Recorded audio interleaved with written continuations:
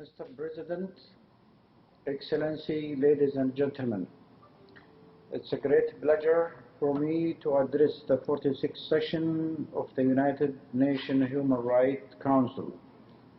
This is a renewed opportunity for the OIC to reaffirm its support for the role and the work of the Council and to reiterate its commitment to the promotion and the protection of human rights and fundamental freedoms.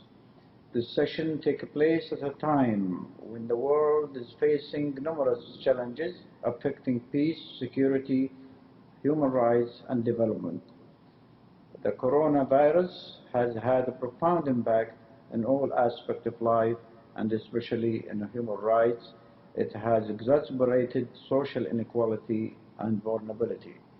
Mr. President, in Palestine, the situation has become even grimmer as massive Israeli human rights violation against the Palestinian people, the illegal settlement policy, recurrent assault in holy places, the blockade on Gaza Strip, as well as inhumane treatment of Palestinian prisoners, among other violations, may amount to war crimes. And the only solution is to affirm that the two-state solution and the initiative by the Arabian settlement for a peaceful process that's been started, and we hope it come to a peaceful and successful conclusion. The OIC affirms in this regard the urgent political and legal action and the need to ensure Israeli respect and full compliance with the provision of international law and enforcement of Geneva Conventions on the occupied Palestine territory, including East Jerusalem. Mr. President, in Jammu and Kashmir, the human rights situation has witnessed further deterioration. The OIC is closely following the development on the ground and urge the international community to upscale efforts towards the settlement of this issue of Jammu and Kashmir and help decisively the people of Kashmir achieve their legitimate rights according to international law. With regard to the conflict of Nagorno-Karabakh, the OIC reiterates its full support for the efforts of Azerbaijan in post-colonial rehabilitation and reconstruction of its liberated territory, and call in the international community to extend its assistance to Azerbaijan to enable the return of the displaced persons and ensure peaceful coexistence. OIC also strongly called for the protection of the religious and cultural heritage and sites. Mr. President, the OIC is following with a great concern the situation in the Rohingya Muslim community in Myanmar. It reaffirms its full support for the Muslim Rohingya people and renew its call to ensure their safety and security and to recognize their basic rights, including the right to full citizenship and impunity for genocide against the Rohingya should not be tolerated or ignored, and those responsible for these horrific crimes must be held accountable.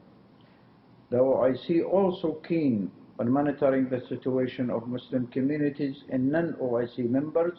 In this regard, the OIC is concerned with the situation of Muslims in Sri Lanka as they are denied the right to be buried the bodies of the virus victims following the Islamic rule while adhering to the guidelines of the World Health Organization. The OIC urged the government of Sri Lanka to take swift action to guarantee and respect the right of burial of the Muslim community. Mr. President, in line of the consistent efforts to update refined OIC human rights instruments, the OIC Council of Foreign Ministers adopted during its 47th session held in November 2020 in Niamey, the revised Cairo Declaration of the OIC on Human Rights.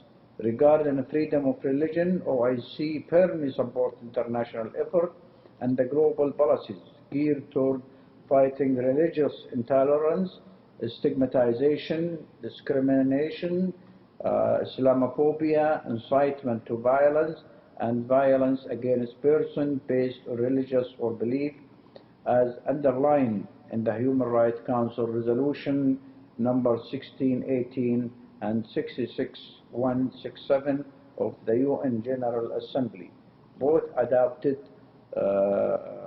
in 2011.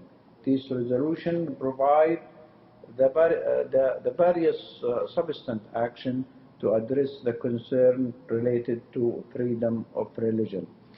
In line with the conventions, the OIC has launched in partnership with other stakeholders many interreligious dialogue, such as the Buddhist-Muslim dialogue, the Muslim Orthodox dialogue, and it's engaged in many activities aiming at reinforcing the respect of cultural diversity and the freedom of belief, exploring the avenue of understanding between Muslim and non-Muslims, and promoting the precepts of tolerance and coexistence. Mr. President, the OIC supports all international and regional efforts aimed at preventing violent extremism, terrorism, and combating international terrorism.